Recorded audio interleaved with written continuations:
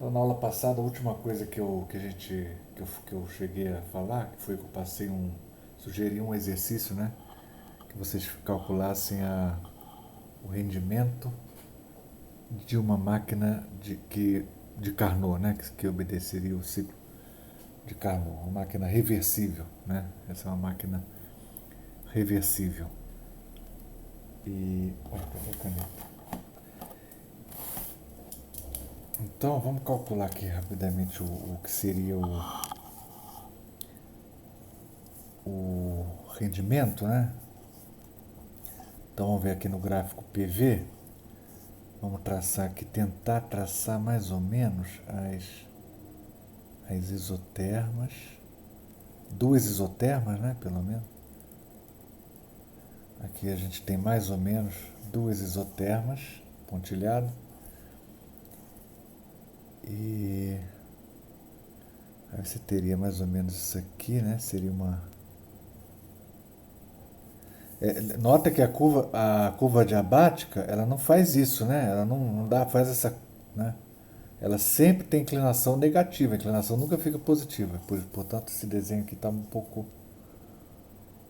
Ele pode ter esse perigo de estar enganando aqui, né? Mas imagina uma curva diabática unindo esses dois pontos dessas duas isotermas.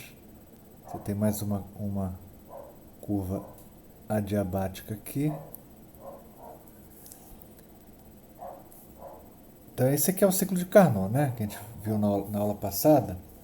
Você tem, no caso de ser uma máquina, né? A gente tem o sentido anti-horário, perdão, é horário, né? De modo que eu tenho, vamos chamar isso aqui de estado 1, aqui o estado 2. Essa caneta acho que a outra é melhor, né? Essa aqui é o estado 3 e aqui o 4. Tá?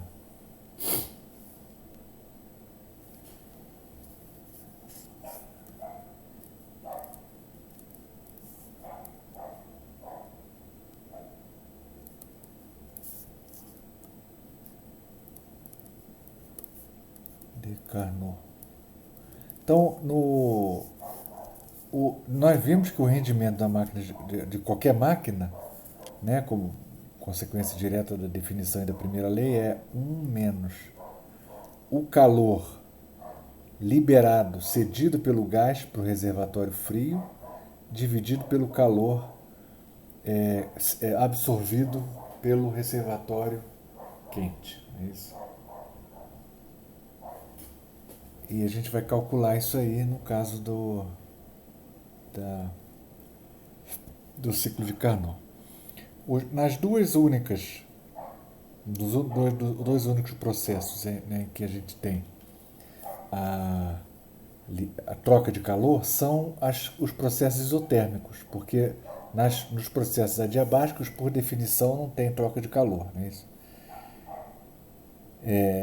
Eu tenho aqui duas temperaturas envolvidas, né? Eu tenho essas isotermas, a gente se refere a uma temperatura mais alta, por isso a gente vai chamar de TQ, que seria a temperatura do reservatório quente, e essa outra isoterma daqui seria relativa à temperatura do reservatório frio. Né? A temperatura que está associada a esse isoterma de baixo vai ser do reservatório frio. Então tem essas duas temperaturas. Né? Quando o sistema entra em equilíbrio térmico com o reservatório quente, ele se expande isotermicamente e aí ele absorve calor do reservatório quente. Né? E a contração, a compressão, né, isotérmica, ela faz com que ela está aqui no processo do 4 para o 1, né, em que há liberação de calor.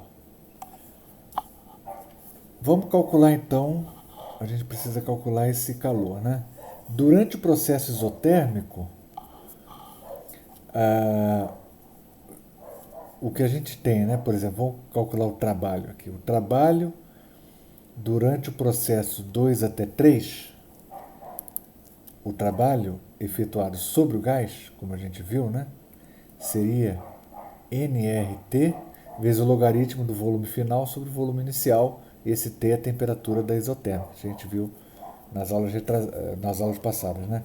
Então, no caso aqui, a temperatura vai ser a temperatura, essa daqui, né, que está relacionada a essa isotérmica, que é a temperatura do reservatório quente, vezes o logaritmo do volume final sobre o volume inicial. Só que esse é o trabalho, seria o trabalho realizado pelo gás. Mas como isso aqui é o trabalho realizado sobre o gás, pela nossa, pela nossa, como é que se diz? Convenção, né? Então a gente tem que, seria V, a gente tem que trocar a ordem aqui para trocar o sinal, né? Então seria V2 sobre V3, tá certo? Isso aqui vai dar um trabalho negativo, porque de fato o trabalho que eu realizo sobre o fluido, ou sobre o gás, o trabalho que eu realizo sobre o gás, ele é negativo, porque o gás é que está realizando um trabalho positivo.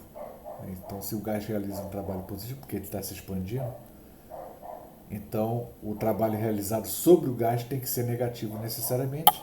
E aqui V2 é menor do que V3, então isso aqui garante que esse trabalho seja negativo, então tá ok, certo? Agora, ao mesmo tempo em que o trabalho nessa expansão isotérmica é dado por esse aqui, porque é a expansão isotérmica, né? Pela primeira lei da termodinâmica, eu sei que o trabalho 2,3 mais Q2,3 tem que ser zero. A variação de energia interna, porque é isotérmico. Então a energia interna, no caso de um gás ideal, né? A energia interna ela é zero, permanece constante porque está na mesma temperatura. Portanto, o calor vai ser menos esse trabalho. Portanto, o calor 2,3 absorvido, no caso, ele é, pela nossa convenção, né, sempre o calor absorvido, ele é igual a menos esse trabalho, que significa NRTQ ln V3 sobre V2. É só trocar a ordem, porque aí você troca de sinal, tá certo? V3 sobre V2.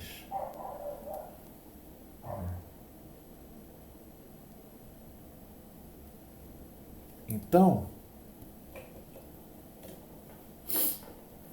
e isso é só para a gente calcular esse calor. Vamos calcular agora o outro calor, que foi trocado no outro processo de 4 até 1. De 4 até 1, para o trabalho realizado de 4 até 1 é mesmo, então o raciocínio é o mesmo.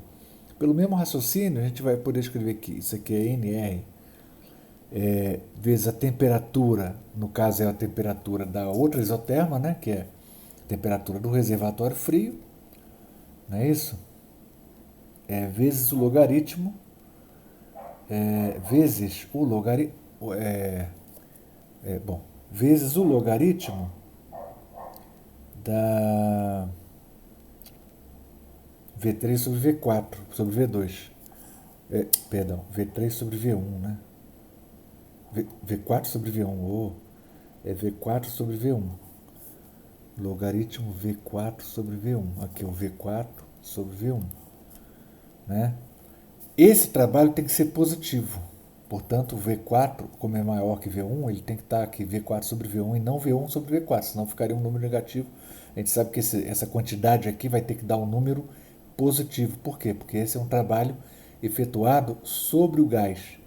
E o gás ele está sendo diminuindo o volume. Alguém está empurrando, está comprimindo o gás, fazendo com que ele ocupe um volume menor. Então está sendo realizado um certo trabalho sobre o gás, certo? Isso aqui é positivo, então está certo. E isso, pela primeira lei da termodinâmica, a gente pode também, pelo mesmo raciocínio, de concluir que Q41 vai ser menos isso aqui. Ou seja, vai ser NRTF ln V1 sobre V4. Só trocar a ordem, ok? Opa. Agora, usando a notação lá de QF, QQ, né? Ao invés de escrever Q23, Q41, quem seria o calor por exemplo, aqui no caso do processo 2,3, né? Qual vai ser o calor absorvido pelo gás? O Q23, a nossa convenção é que a gente escreve os calores sempre absorvidos pelo gás. Então ele já vai ser escrito diretamente para a expressão que corresponde ao Q23. Portanto, o calor absorvido, que é o QQ do reservatório quente, será o Q23, portanto é NRTQ ln V3 sobre V2. Então tá aí, ó. Ok? E pelo mesmo raciocínio, quem será o QF? Ou seja, o calor cedido. O calor cedido, né, pelo gás. O Q41, ele é um calor absorvido pela nossa convenção. Portanto, o QF necessariamente é menos o Q41. Portanto, isso aqui vai ser NRTF ln V4 sobre V1. Tá certo? Então, o moral da história, né? A gente sempre escreve esses, para não confundir, né, na nossa convenção, a gente sempre escreve QF e QQ são calores positivos.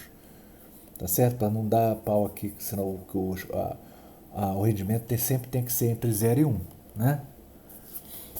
Senão você vai estar calculando o rendimento errado. Então, sempre são calores positivos e são se equivalem a essas expressões daqui, né? Portanto,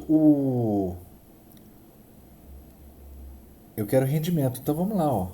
Cálculo do rendimento. Agora, antes de calcular o rendimento, que é só substituir aqui, né, na expressão do rendimento, vamos fazer o seguinte, ó. Vamos usar aquela relação do processo adiabático, aquela relação do processo adiabático, que é aquela relação que é TV elevado a gama menos 1 igual a constante. Né? Essa é uma constante para cada curva adiabática, eu tenho uma constante diferente, não é isso? Mas, por exemplo, na curva adiabática que une o estado 1 até o estado 2, por exemplo, eu posso estabelecer a seguinte relação, né? T1V1, gama menos 1, igual a T2V2, gama menos 1. E, ao mesmo tempo, na curva adiabática que liga o estado 3 ao estado 4, eu posso também estabelecer a seguinte relação. T3V3, gama menos 1, igual a T4V4, gama menos 1. Tá certo? Eu devia fazer o contrário. Bom, enfim. Bom, paciência.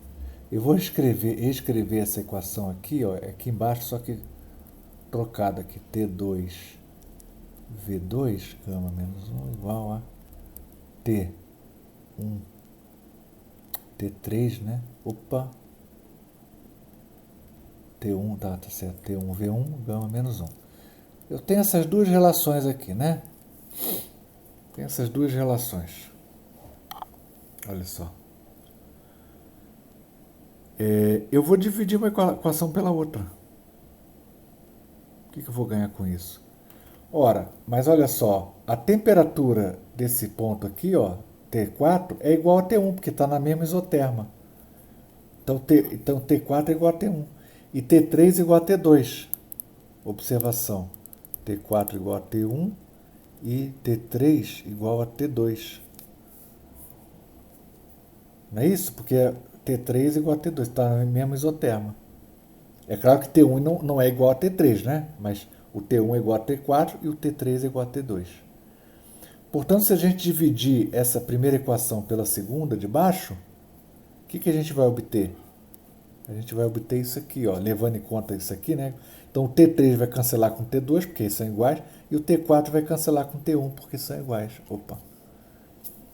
Né, ó. O T4 vai cancelar com o T1, porque são iguais. E o T3 vai cancelar com o T2, porque são iguais. Quando a gente dividir uma equação pela outra. Então a gente vai ter V3 sobre V2 elevado a gama menos 1, né? Igual a V4 sobre V1 elevado a gama menos 1. Portanto, a razão V3 sobre V2 é igual a V4 sobre V1, sobre... Aqui é V1, né? Sobre V1. Não é isso? É igual, a razão é igual. Portanto, você voltando aqui, ó, o logaritmo de V1 sobre V4 é idêntico ao logaritmo, o logaritmo de V4 sobre V1, ó, o logaritmo de V4 sobre V1, isso aqui, ó, V4 sobre 1, é idêntico ao logaritmo de V3 sobre V2, que é esse logaritmo que está aqui, ó. Portanto, é idêntico. Quando você vai fazer essa divisão, ó, o rendimento, no cálculo do rendimento, vai dar 1 menos QF, quem é? NRTF, logaritmo V4 sobre V1, dividido por NRTQ,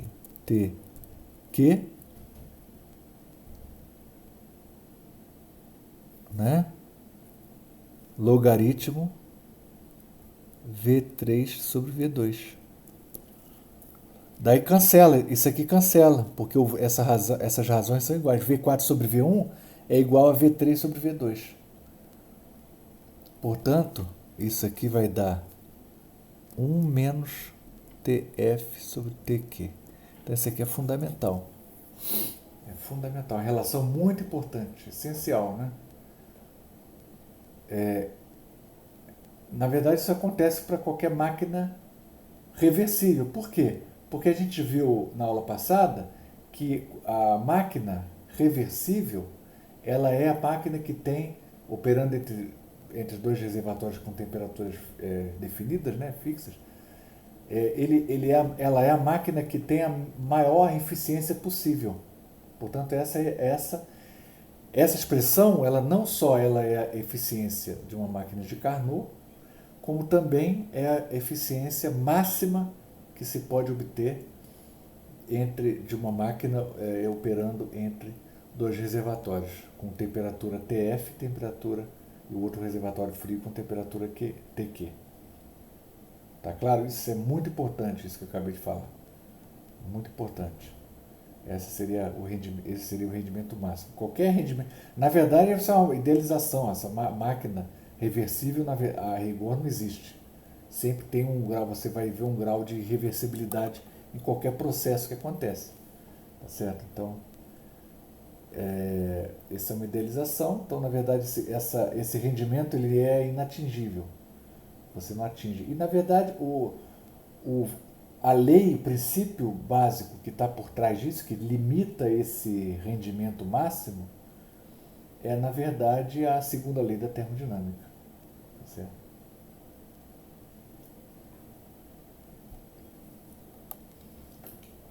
Então, esse seria o rendimento máximo, né?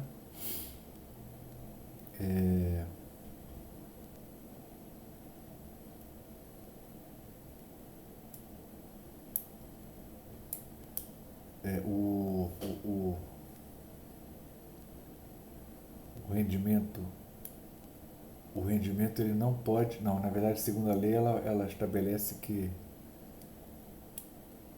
o rendimento ele não pode ser igual a 1, é isso? O rendimento de uma máquina de Carnot não pode ser maior do que 1. Ok? De uma máquina térmica, perdão. O próximo ponto aqui importante, isso aqui inclusive é interessante porque isso pode, isso aqui define, se você tiver uma máquina reversível, os calores trocados por essas máquinas, a razão entre eles corresponde à razão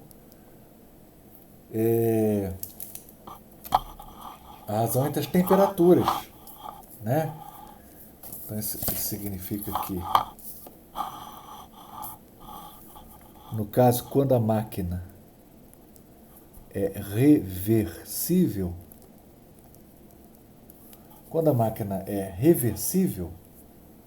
será que esse negócio está ruim? Será que melhorou? Sim. Tanto faz, né? Não adianta nada essa luz. Eu acho que vou... Se tiver alguma queda de qualidade, me avisa, tá? Senão eu vou deixar assim mesmo,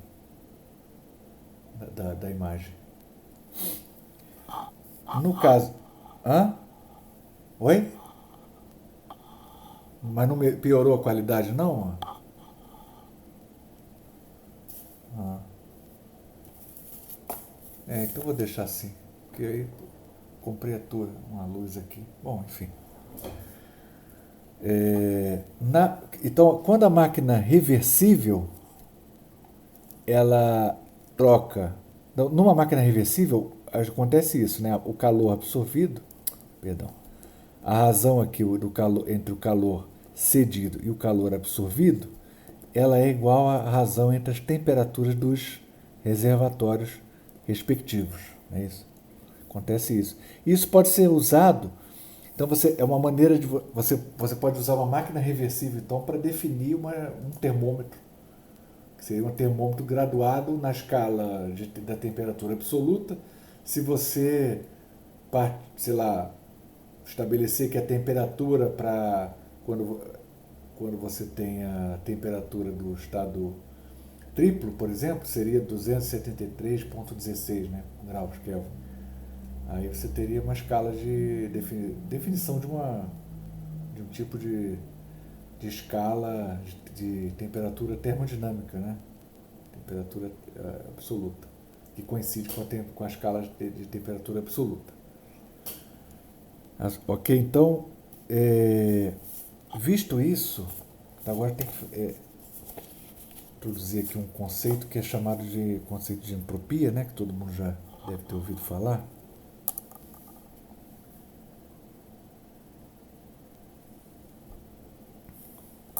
Antes disso, só um minutinho.